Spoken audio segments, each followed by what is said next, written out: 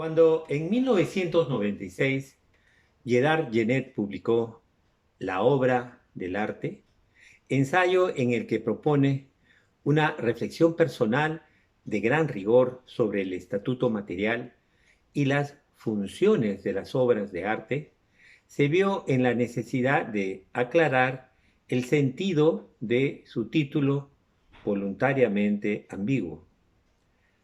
Cita: se trata de abarcar a la vez, o mejor, sucesivamente, la simple existencia de las obras y su acción, es decir, en cierto sentido, su propia labor. Fin de cita.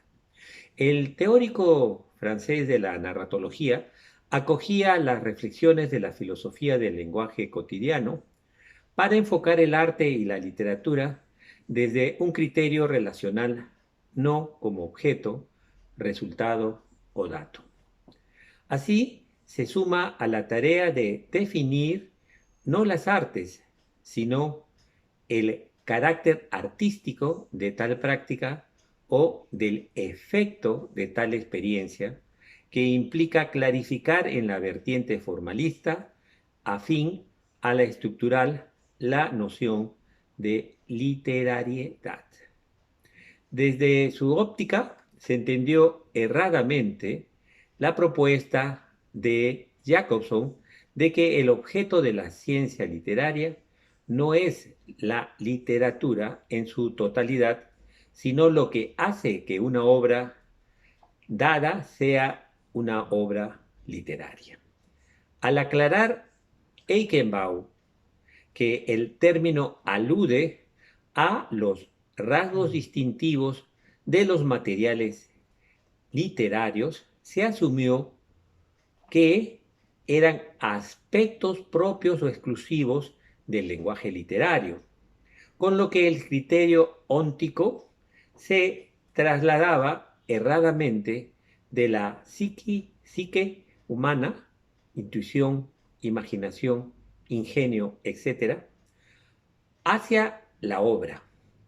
Pese a las contribuciones de Tinianov, que consideraba crucial para entender la evolución literaria la función constructiva que entra en correlación permanente con otros elementos, lo que otorga a la literariedad una variabilidad continua.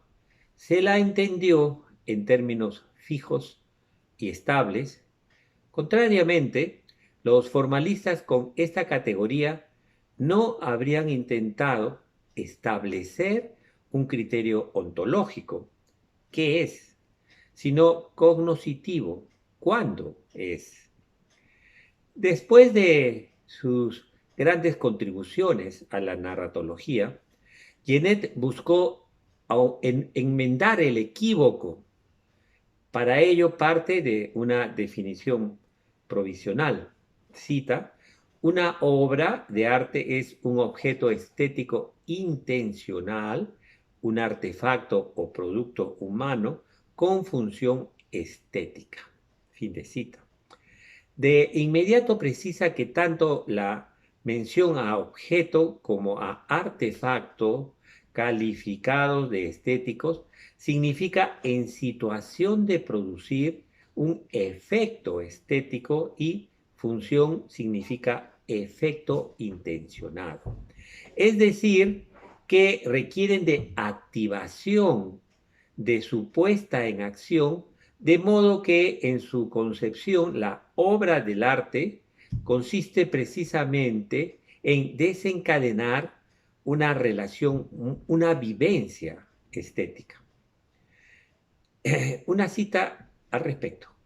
La relación estética en general consiste en una respuesta afectiva de apreciación a un objeto atencional cualquiera, considerado en su aspecto, o mejor dicho, a un objeto atencional que es el aspecto de un objeto cualquiera. Dicho objeto puede ser natural o producido por el hombre, es decir, resultado de una actividad humana de disposición y o transformación. Cuando el sujeto de esta relación, con razón o sin ella, y en el grado que sea considera que el objeto es un producto humano y atribuye a su productor una intención estética, es decir, la búsqueda de un efecto o la candidatura a una recepción estética, el objeto es recibido como una obra de arte y la relación se concreta en relación o función artística. Fin de cita. En un artículo precursor titulado El lenguaje y la experiencia humana, en 1965, el gran lingüista francés Émile Benveniste aborda la intersubjetividad que se refleja en la lengua a través de una relación primordial, constante, indefinidamente reversible, entre el hablante y su interlocutor. Afirma que, comillas, en último análisis, es siempre el acto de palabra en el proceso de intercambio a lo que remite la experiencia humana inscrita en el lenguaje. Cierre de comillas. Todas las lenguas tienen dos categorías del discurso constantes, la persona y el tiempo. Son nociones elementales independientes de toda determinación cultural donde se instala la experiencia subjetiva de los sujetos que se plantean y se sitúan en el lenguaje. Existen por él, posibilitan que el observador, que cada uno es, pueda pasear la mirada por los acontecimientos, recorrerlos del pasado al presente o del presente al pasado, inmediato o lejano. Nuestra propia vida forma parte de esos acontecimientos por los que nuestra visión baja o sube. De este modo, nuestra conciencia fluye en un solo sentido, por eso es esencial la noción de acontecimiento.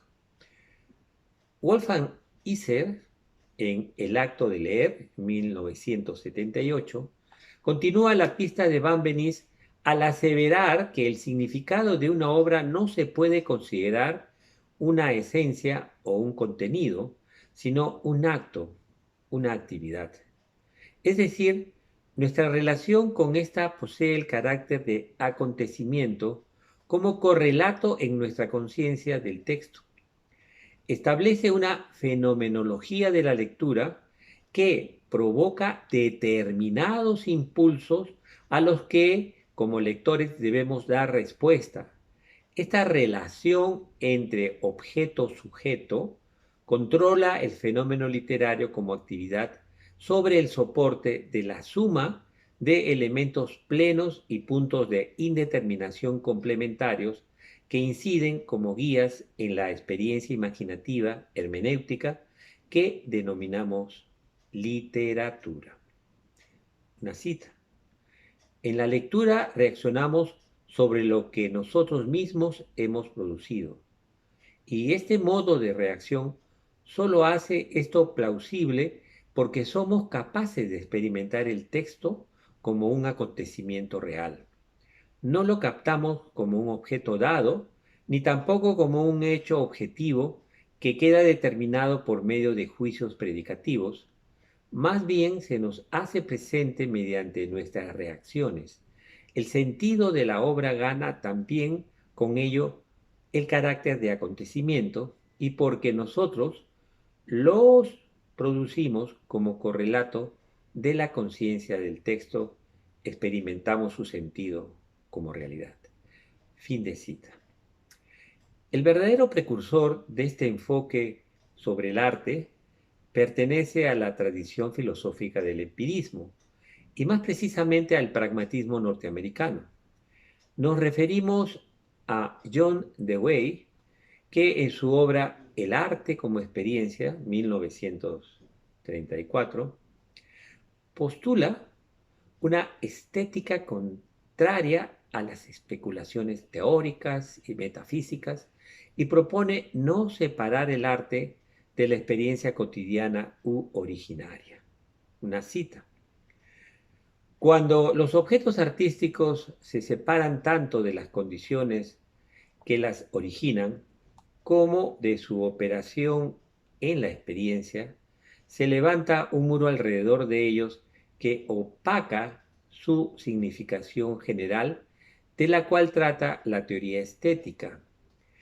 Para la crítica se impone una primera tarea que consiste en restaurar la continuidad entre las formas refinadas e intensas de la experiencia, que son las obras de arte, y los acontecimientos, hechos y sufrimientos diarios que se reconocen universalmente como constitutivos de la experiencia. A su juicio, la existencia de museos, galerías, claustros, donde se han desplazado y almacenado las obras de arte, simbolizan la separación entre el arte y la vida cotidiana, promovida, según su opinión, por el nacionalismo e imperialismo, producto del crecimiento del capitalismo y la industria moderna. Esta escisión distorsiona la naturaleza del arte y conduce al error a las teorías que tratan de comprenderlo y afecta la comprensión de la función del arte en la vida humana, al reducir el arte a objetos escindidos de la vivencia interna que desencadena. La propuesta de Dewey considera al arte como una experiencia en el sentido de un proceso consciente de nuestra vida, de manera que implica una relación entre sujeto y objeto. Cita nuevamente: las cosas son experimentadas, pero de manera que formen una experiencia. Hay distracciones y dispersión. Lo que observamos y lo que pensamos, lo que deseamos y lo que tomamos, son extraños el uno al otro. El arte en su forma une la relación misma de hacer y padecer, la energía que va y viene, lo que hace que una experiencia sea una experiencia. Fin de cita. Para Dewey, el arte no entrega solo un resultado, un producto, sino que incorpora el proceso activo que se hace manifiesto en la percepción que define el carácter estético de la experiencia. La obra de arte no es solamente representación de objetos o expresión de sentimientos, sino una organización de energías que determinan la forma específica de la obra misma. Desde el punto de vista pragmático y empírico, la formalización debe entonces definirse como el secreto que lleva la experiencia de un acontecimiento y situación a su propio cumplimiento. En la óptica de Dewey, la experiencia como idea rectora de lo estético no se reduce exclusivamente a la captación de un final, sino que involucra todas las fases intermedias del proceso que tienen un valor presente como resultado global. Esto diferencia al arte y la literatura como experiencia con lo que ocurre en los actos prácticos o con el razonamiento lógico. En las puertas del siglo XXI, Gerard Bachmann publica El objeto del siglo, 1998, en cuyo segundo capítulo, La obra del arte, retoma la reflexión sobre la singularidad del objeto artístico a partir de Rueda de bicicleta, 1913, de Duchamp, y Cuadrado negro sobre fondo blanco, 1915, de Malevich. Sostiene que la extraña composición de ambas nos propone otro modo de concebir lo que es una obra de arte. El enfoque crítico buscaba una imagen del mundo reflejada en la obra a la que daba por fuerza una interpretación. Ahora, la perspectiva que recupera el arte y la literatura como acontecimiento, como actividad o experiencia estética, propone pasar de la reflexión al acto, no ya dar una interpretación del mundo, sino cambiar nuestra manera de ver el mundo, transformar nuestra mirada. La tarea de la experiencia estético-literaria es hacer ver, es decir, dar a ver por sí misma, más allá de sí misma. Como dice Bachmann, lo que equivaldría a situar sus apuestas en un nudo obligado del arte con un más allá del arte. En sentido inverso, Las obras implican a sus miradores no simplemente como sujetos, sino como sujetos videntes, es decir, sujetos implicados en lo que ven. Para cerrar nuestra reflexión, regresemos a una cita de Gerard Genet con el que iniciamos estas líneas. Cita: la condición de obra de un objeto depende ante todo de que su receptor considere que hay en él una intención estética. Pero digo considere y no perciba, dado que la intención estética no siempre es segura. Hay una intención y menos aún determinada. ¿Qué intención hay? Y la atención específica que confiere la condición de obra de arte consiste precisamente en la atribución de una intención estética al productor del objeto, al igual que un objeto para mí es un objeto estético cuando establezco con él una relación de tipo estético. Para mí es una obra de arte. Cuando, con razón o sin ella, refiero esta relación a una intención autoral. Fin de cita. Los estudios literarios que hablan de la literatura en tanto objeto asumen la crítica como una receta en la que se describen los ingredientes, proporciones, temperaturas y tiempos de cocción de un potaje para hacer de comprender su sabor.